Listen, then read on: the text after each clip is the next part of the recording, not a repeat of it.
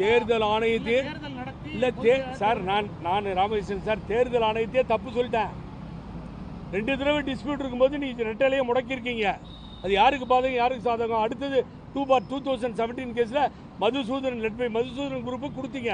நான் இன்டர்வியூனர் இல்லை, தீபா அவங்களாம் இன்டர்வியூனர் இல்லை. அந்த கேஸில் எத்தனை நாள் உட்காந்து இந்த எலெக்ஷன் கமிஷன் கேட்டுச்சு? அதுக்கு பின்னாடி தான் தூக்கி கொடுக்குது, அதுக்கு முன்னாடி ஃப்ரீஸ் பண்ணுது. அப்போ இங்கே மாத்திரம் என்ன அர்ஜென்ட் வந்தது எடப்பாடி பழனிசாமி கொடுக்க சொல்லி? அடுத்து எனக்கு அதில் அடுத்து அப்போ இருந்தால் தெரியாது. இப்போ சார் இன்னைக்கும் சொல்கிறேன், ஓபிஎஸ் சரியான முறையில் ரெட்டலையை கேட்டிருந்தார்னா, ஏ ஃபார்ம் பி ஃபார்மில் சைன் போட்டிருந்தார்னா என்ன இருக்குன்னு நீங்களே நினச்சி பாருங்கள். டிஸ்பியூட் இருக்கும். ஆர்ஓ வந்து 2 பேர் கொடுத்துருக்காங்க, ரெட்டலையை கேட்டிருப்பார். State election commission central election கமிஷனுக்கு கேட்டு எடப்பாடி பழனிசாமிக்கு பதிலாக ஓபிஎஸ் பொதுச்செயலாளராக தேர்வு செய்யப்பட்டிருந்தா புகழேந்தி ஏற்றுப்பாரா? I am not favouring any kind information. இங்கே நாங்கள்லாம் வந்து நிற்கிறது அவருக்கு சாதகமாவோ இவருக்கு சாதகமல்ல. நீங்கள் கரெக்டாக எடுத்துட்டீங்க, அந்த பாயிண்ட்டுக்கு வந்துட்டீங்க. ப்ராப்பராக கட்சி தேர்தல் தமிழ்நாடு பூரா நடத்தணும். எல்லா இடத்துலையும் பெட்டிகளை வைக்கணும். சுய விருப்பமாக அவங்க ஓட்டு போடணும். யார் படமும் அட்டையில் இருக்கக்கூடாது, ஃபார்மில் இருக்கக்கூடாது. அந்த நிலைமை வந்தால் தான் மெஜாரிட்டி. வேற வழி இல்லையே. What is wrong you tell me? அதை பண்ண சொல்லுங்க சார். பொதுக்குழு கூட்டி அம்மா வந்து இந்த மாவட்ட செயலரவா, கஜேந்திரவா, ஆனந்த்வா, ஷாகுல்வான்னு கூட்டு பேச சொல்லுவாங்க சார். உங்கள் விஷயம் என்னன்னு கேட்பாங்க. கவுண்டருக்கு ஒரு ஒன்றிய செயலரை கூப்பிடுவாங்க. இங்கே பழனிசாமிக்கு தில்லு தைரியம் இருந்தால் அந்த பொதுக்குழு கூட்டு அந்த போலி பொதுக்குழு அது வந்து இங்கே ஏற்றுக்கூடாதுன்னு சொல்லியாச்சு. எந்தவித ரெசல்யூஷனையும் ஏற்றுக்கிறது இல்லை இங்கே. ஆனால் அந்த பொதுக்குழுவில் ஏன் பழனிசாமி சொல்லியிருக்கிறது, உங்கள் கருத்துக்கள் என்ன தைரியமாக வந்து மேடையில் சொல்லுங்கள், நாங்கள் பாட்டில் அடிக்க மாட்டோம், ஓபிஎஸ் மேலே எரிஞ்ச மாதிரி எரிய மாட்டோம், தைரியமாக வந்து இங்கே சொல்லுங்கள் அப்படின்னு கூட்டு சொல்லியிருக்கலாமே, கேட்டிருக்கலாமே. நீங்கள் டிரான்ஸ்பரன்சியே இல்லையே உங்கள்கிட்ட, உண்மை இல்லையே உங்கள்கிட்ட? சொல்லுங்கள் பார்ப்போம். எவ்வளவு தோல்விகளை சந்திக்கிறது சார். விஜய் வரவு 2016 போச்சுன்னா சார் 2026 வந்தீங்கன்னா அந்த எலெக்ஷன் வந்துடும். எலெக்ஷன் வந்த பின்னாடி கட்சி காணாமல் போயிடும் சார். இருந்தாலும் கம்ப்ளீட்டாக காலி பண்ணிவிடுவார் கட்சியை. It is a stage now. So sir என்னுடைய கடுமையான போராட்டம் நாளைக்கு இங்கேருந்து தமிழ்நாடு மக்களுக்கு தொலைக்காட்சி சார்பாக வைக்கிற கோரிக்கை, நாளைக்கு ஈஸியாக சொல்லிடாதீங்க. இது சக்ஸஸ் ஆகுன்ற நம்பிக்கை இருக்குது எனக்கு.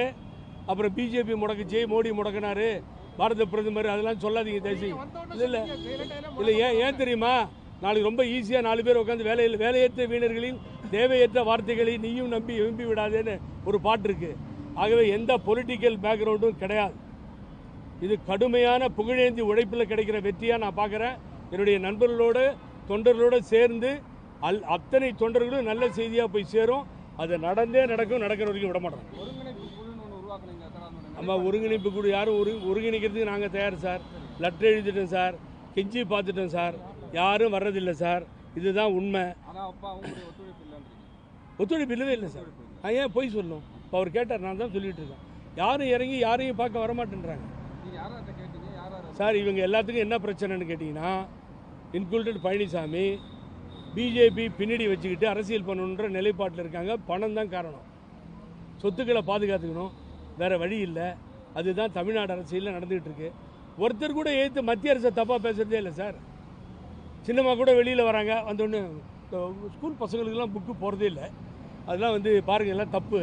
அதெல்லாம் ஸ்கூல் பசங்களுக்கு புக்கு போகணும். ஏன் சென்ட்ரல் கவர்மெண்ட்டை பேசுங்க, ஏதாவது ஒன்று சொல்லுங்கள். அம்பேத்கர் இஷ்யூவில் தப்புன்னு சொல்லி டாக்டர் ராமதாஸ் சொல்கிறாரு. அம்பேத்கரை தப்பாக பேசியிருந்தா தப்புன்றாரு. அந்த அளவுக்காக சொல்லுங்கள். ஒன்றும் இல்லைலாம்.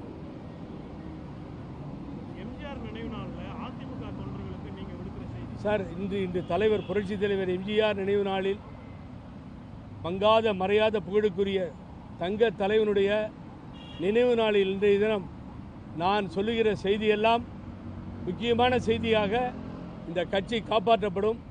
அனைத்து இந்திய அண்ணா திராவிட முன்னேற்ற கழகத்தினுடைய தொண்டர்கள் ஒன்றிணைவார்கள். எடப்பாடி பழனிசாமியை தூக்கி எறிவது ஒன்றே எங்களது குறிக்கோளாக இருக்கும்.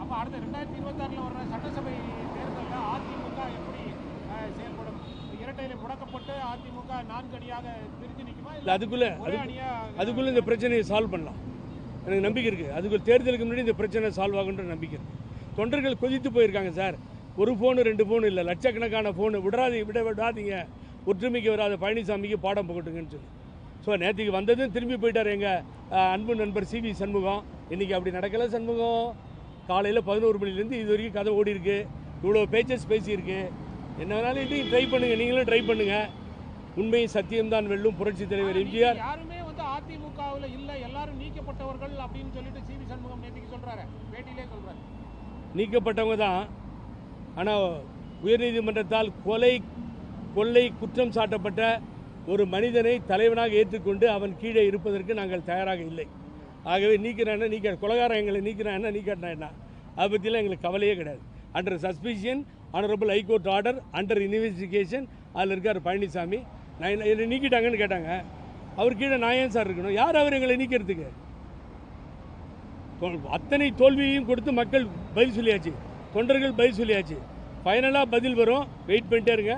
இந்த தேர்தல் ஆணையத்தின் மீது எனக்கு நம்பிக்கை இப்பொழுது வந்திருக்கிறது. நல்ல முடிவை எட்டும்.